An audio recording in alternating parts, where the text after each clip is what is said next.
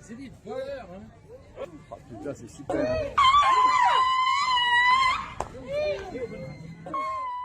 Le festival des éléphants de Surin, une ville thaïlandaise à 400 km à l'est de Bangkok, se déroule chaque année en novembre.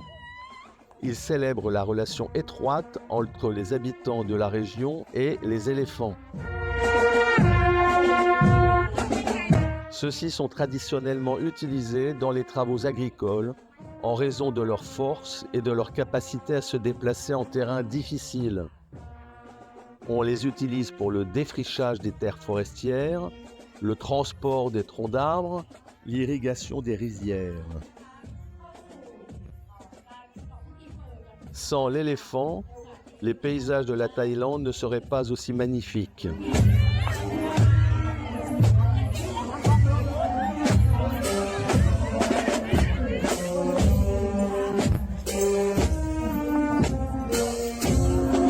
Le festival, qui dure 2 jours, commence par une parade. Jusqu'à 200 éléphants richement décorés défilent devant une foule enthousiaste dans les rues avec leurs maouts, les dresseurs, sur le dos, habillés à la manière traditionnelle. Ils sont entourés de fanfares et de groupes folkloriques.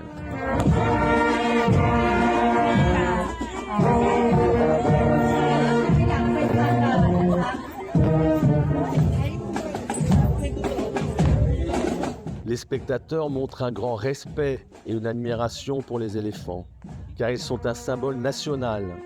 On les voit sur les armoiries officielles du pays, sur les billets de banque. Ils sont considérés comme des animaux royaux.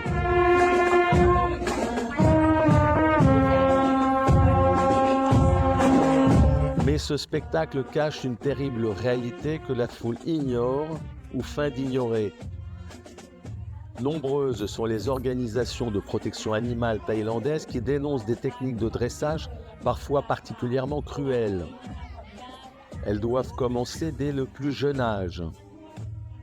Qu'il soit capturé dans la nature ou né dans un élevage, l'éléphanto est soumis au pajan, une technique de dressage qui vise à obtenir l'anéantissement mental de l'éléphanto.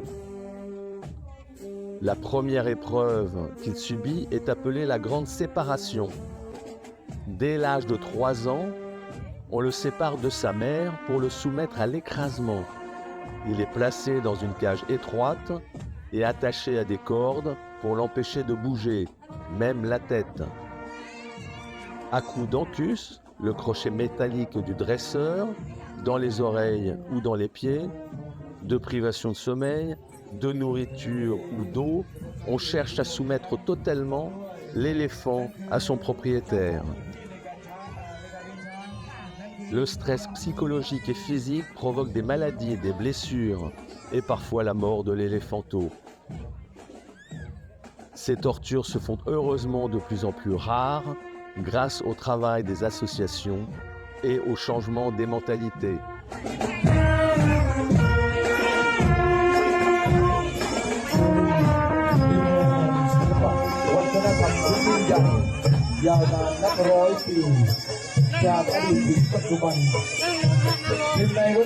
En Thaïlande, pas de fête sans une démonstration de Muay Thai, la boxe thaïlandaise, un art martial, sport le plus populaire ici bien avant le football.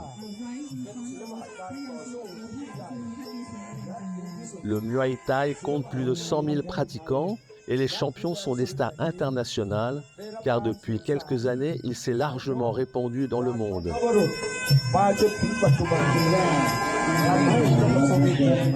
La parade se termine à la place de la Victoire qui commémore un duel d'éléphants célèbre en Thaïlande. Au XVIe siècle, Naresuan, le roi de Thaïlande, et Mingiswa, le prince de Birmanie, s'affrontent en duel. L'éléphant thaïlandais fut le plus puissant et le prince de Birmanie fut défait.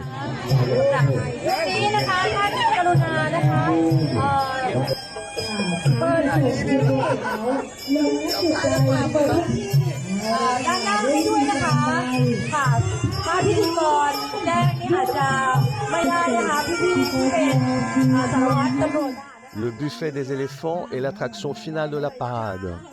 Les éléphants qui viennent de défiler se font un festin des tonnes de fruits et légumes disposés pour eux devant les autorités locales.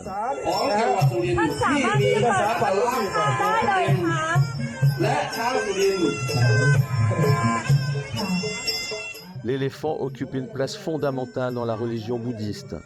La mère de Bouddha, la reine Maya, aurait rêvé d'un éléphant blanc à 6 défenses qui l'aurait pénétré avec sa trompe et aurait ainsi conçu le Bouddha. Les Thaïlandais croient qu'avoir des statues ou des images d'éléphants chez soi apporte chance, bonheur et protection à la famille.